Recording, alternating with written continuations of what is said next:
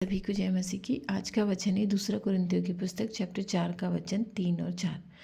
परंतु यदि हमारी सुसमाचार पर पर्दा पड़ा है तो ये नाश होने वालों ही के लिए पड़ा है और उन अंधविश्वासियों के लिए जिनकी बुद्धि को इस संसार के ईश्वर ने अंधी कर दी है, ताकि मसीह जो परमेश्वर का प्रतिरूप है उसके तेजोमय सुसमाचार का प्रकाश उन पर चमके।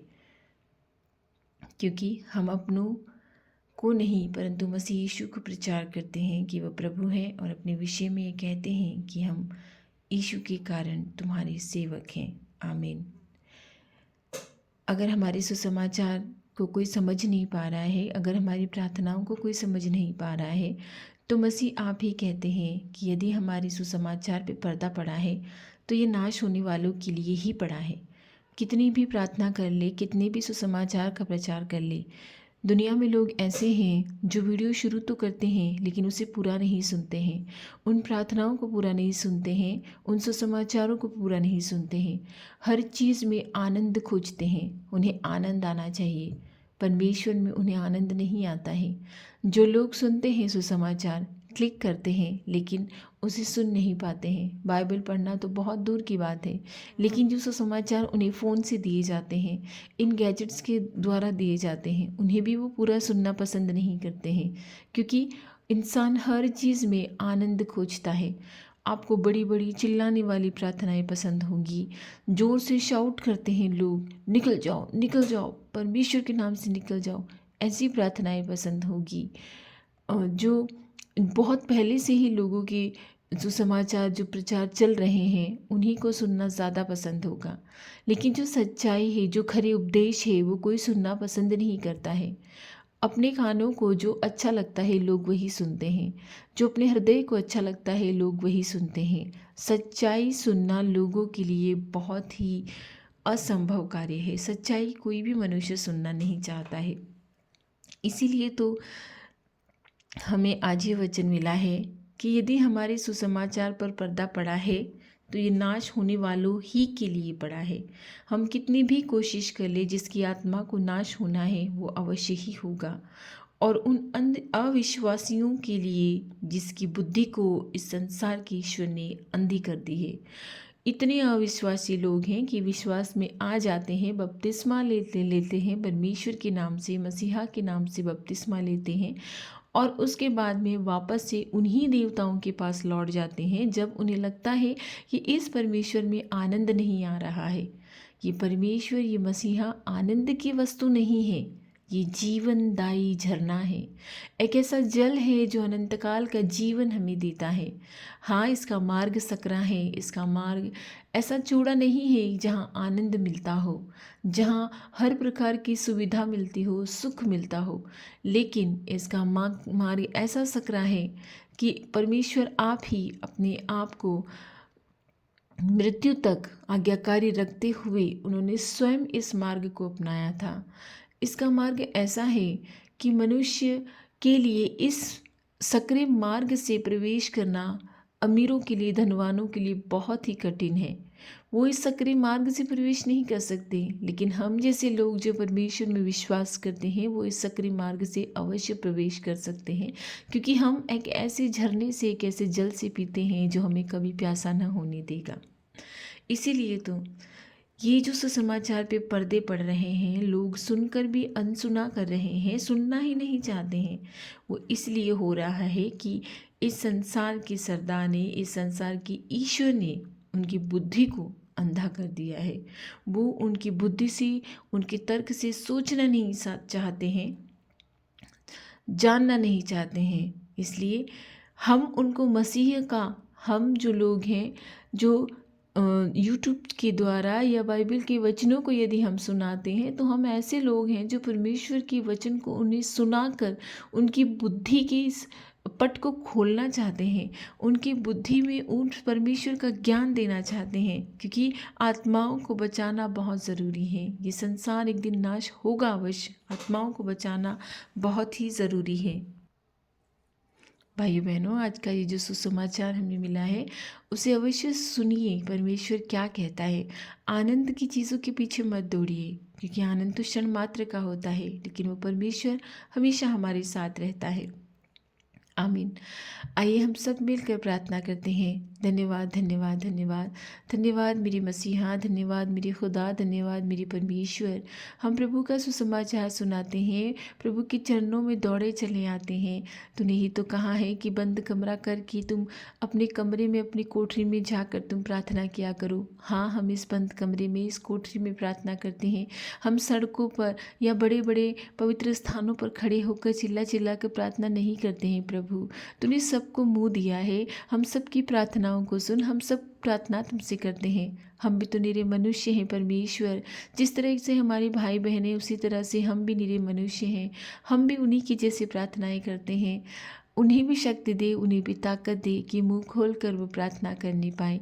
हे प्रभु, जो इस समय बीमार हैं, जो नाना प्रकार की बीमारियों से ग्रस्त हैं, जिनके शरीरों को बीमारी दिन रात खा रही है, दिन रात उन्हें परेशान कर रही हैं। एक बहन के उसने मुझे बोला है कि उसके टाँके पक गए हैं। हे परमेश्वर, उस सिस्टर के लिए हम प्रार्थना करते हैं कि उसके टाँके जो पक गए हैं, हे मेरे खुदा, तेरे लिए कोई भी बात असंभव नहीं है। इसी क्षण उसे छू कर उसे चंगा कर प्रभु, ताकि वो तुझ में विश्वास करने पाए कि मेरे यीशु ने मुझे चंगा किया है, मेरे खुदा ने मुझे चंगा किया है।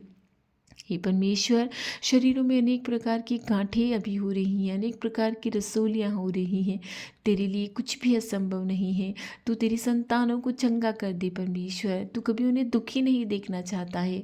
हाँ, हमारी परीक्षाएं हैं, हम परीक्षाओं में चल रहे हैं, लेकिन सामर्थ्य से बाहर परीक्षा में तो तू कभी पढ़ने भी नहीं देता है। हे प्रभु, तेरी संतानों को इसी समय, इसी क्षण छू कर चंगा कर दे। हाँ, तू कहकर नहीं, तू छू कर चंगा कर प्रभु।